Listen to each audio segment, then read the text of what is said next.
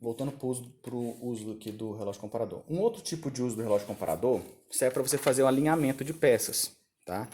Então, por exemplo, aqui, você tem uma máquina dessa forma aqui, tá? E aí você quer prender uma peça na mesa dessa máquina, tá? A sua peça está aqui. Aqui é uma vista superior, tá certo? Então você quer que essa peça esteja alinhada com a sua máquina. Então o que você faz?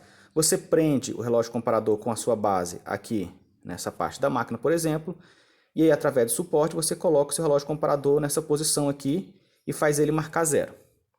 Quando você movimentar o seu relógio comparador para essa outra posição aqui, tá? Se essa peça estiver perfeitamente alinhada com a sua base da máquina que está aqui, o que significa? Que se você fez marcar zero aqui, quanto é que ele vai marcar aqui? Zero. Se a haste desceu, né, significa o quê? Que essa peça está um pouquinho para frente. Se a haste subiu, significa que a peça está um pouquinho para frente. Então você pode posicionar até fazer zero. Depois você volta para cá e reconfere. Você faz o alinhamento da peça na máquina. Tá? É muito utilizado aí na usinagem, na preparação da usinagem de peças. Tá certo?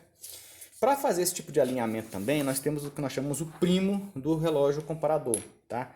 Que é chamado de relógio apalpador. Porque, como o próprio nome diz, ele apalpa as peças, tá certo?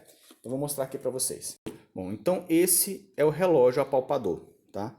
Então, aqui ao lado nós temos o comparador e do lado o relógio apalpador, tá certo? O que muda em relação a eles? Enquanto o relógio comparador ele funciona a haste se movimentando para cima ou para baixo, tá?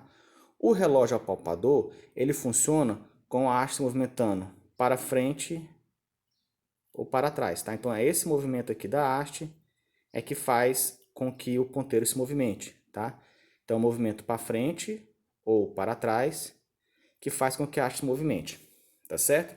Então, muitas vezes, esse aqui é mais usado para fazer o alinhamento de peças, por algumas facilidades. Primeiro, que ele permite com que você fixe ele na torre da ferramenta, numa fresa, no centro de usinagem, tá certo? Essa forma de pegar aqui você pode mudar, você pode prender aqui por cima, ou você pode soltar e prender ele por trás, dessa forma aqui, ou você também pode prender ele pela frente, dessa forma aqui, tá? Da mesma forma que no relógio comparador, o zero dele você que tem que ajustar pela referência, porque o relógio aqui de trás ele se movimenta de acordo com o seu zero, tá? Então se você coloca numa peça e coloca aqui na posição zero, se você leva para outro ponto da peça, ele também deve marcar zero, tá? Então esse aqui é muito mais utilizado para fazer os alinhamentos, não para fazer medidas, mas para fazer os alinhamentos, os ajustes de peças, as montagens, tá certo? Montagem de polia, montagem de eixos, tá? Alinhamento de peças em barramentos e por aí vai, tá bom? Aqui dentro o mecanismo é um pouquinho diferente do relógio comparador, tá certo? Esse aqui especificamente ele tem uma resolução de 0,01 milímetros, nós temos outros que tem uma resolução de 1 milésimo de milímetro, ou seja, 0,001 milímetro, tá? No relógio comparador, o que nós temos aqui? Quando eu faço essa mudança de um ponto da peça para outro, eu não devo arrastar o relógio comparador na peça. Por quê? O relógio comparador ele não foi feito para suportar esforços laterais, tá certo?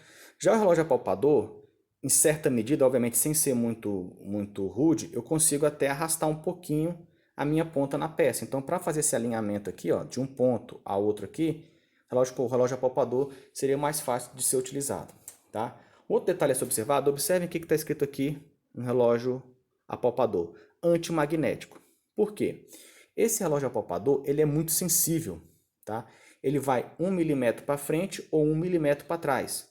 O com resolução de milésimo de milímetro, ele é mais sensível ainda, ele vai 0,1 milímetro para frente e 0,1 milímetro para trás, tá certo? Então, qualquer coisa magnética que aqui em volta, ela vai atrair o mecanismo e vai fazer com que a leitura seja modificada, tá?